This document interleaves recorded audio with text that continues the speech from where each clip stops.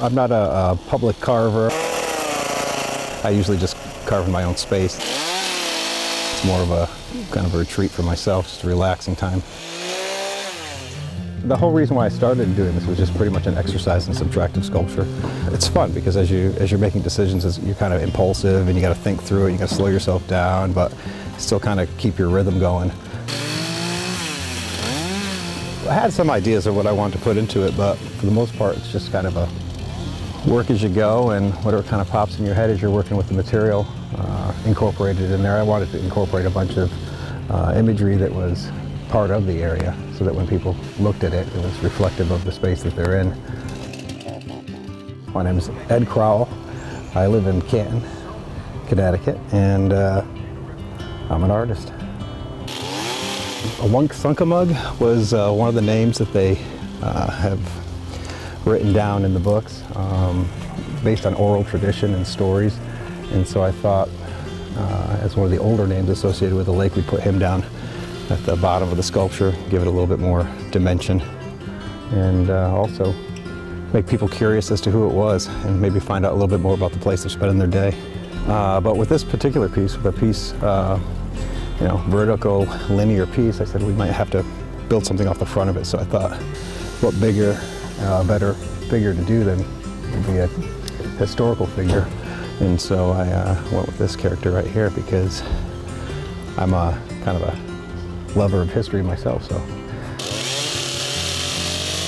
it's kind of a little cathartic retreat. Your mind wanders. I feel bad for everybody else because they hear the saw, but as you're kind of working through it, it becomes white noise. You don't hear it anymore.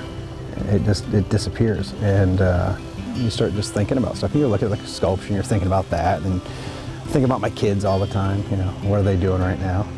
And you kind of just work through thoughts and ideas, and it's nice. To me, it's like whittling, just on a larger scale. You can't exactly sit with this tree on your lap and whittle it, but if you got a chainsaw and some scaffolding, have at it. Fox over here is by the stump, and he's kind of creeping around the side, and again, I want to have movement with the piece, so a lot of the lines that work across this piece are, since it's a vertical piece, I went with vertical diagonals that kind of gently sweep around. And so as you see one piece, you're kind of tempted to move around the work as opposed to just having each section compartmentalized. So I try to twist it around the tree as it goes, gives it more organic feel. As you creep around here past this, the cattails, you're gonna have a bird over here, an egret, and he'll be grabbing a frog. These are gonna be the frog legs coming out here, so we'll probably have a little foot over here somewhere. And the rest of them will be partially consumed inside the bird, and then the fox will come around and grab him. We're gonna have probably a basket here for a bait basket hanging off of a branch. There'll be a bear up here. We'll be ascending the tree, looking across the lake. We'll have birds of prey and fish at the top and bottom of the pole. I'll probably tie fish through the entire thing, just as another element of rhythm and repetition, repeating shapes and forms. And down to the bottom, not sure, maybe we'll put a fishing pole leaning up here against the bait basket, and and just kind of tie smaller little critters in there as we go. Maybe some owls or squirrels or chipmunks, maybe a skunk, maybe a beaver's going to chew the whole thing down. I'm not quite sure. As we go, we'll figure it out. Somebody told me about a telephone pole that existed. There was a pole here at one point, I'm thinking in the 50s or the 40s, and it was just a phone on a pole. Might have had a covering, probably didn't have a covering. So at one point I said it would be kind of funny to put a phone over here, because some of the old timers would say, oh yeah, there was a phone there.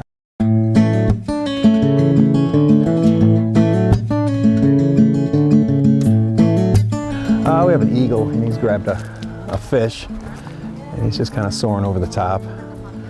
We figured we put him at the top just because as you drive down the road, it'll be the first thing you see. It'll bring your eye down into the piece. As people look at a work of art, no matter what it is, whether it's a child's work of art or a master work of art, all art should inspire you to think. And it's problem solving for the artist.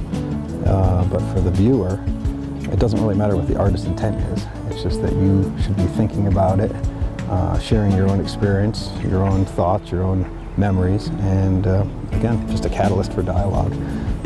Traditionally, all the stories about Wonksunkamug are oral tradition stories that were passed down. So it's kind of neat if someone walks by, they share a story.